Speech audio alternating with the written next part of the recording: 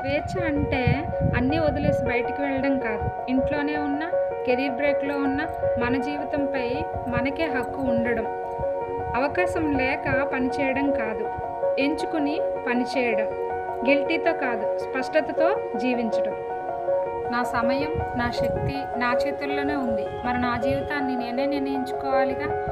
నేను సంపాదించే నాలెడ్జ్ లేదా ఇంకేదైనా కూడా నా కోసం మాత్రమే కాదు, మనలాంటి వాళ్ళెందరికో దారి చూపించడానికి. ఒక మహిళ తన జీవితాన్ని డిజైన్ చేసుకుంటే ఆ స్వేచ్ఛ ఇంకో మహిళకి ధైర్యం అవుతుంది.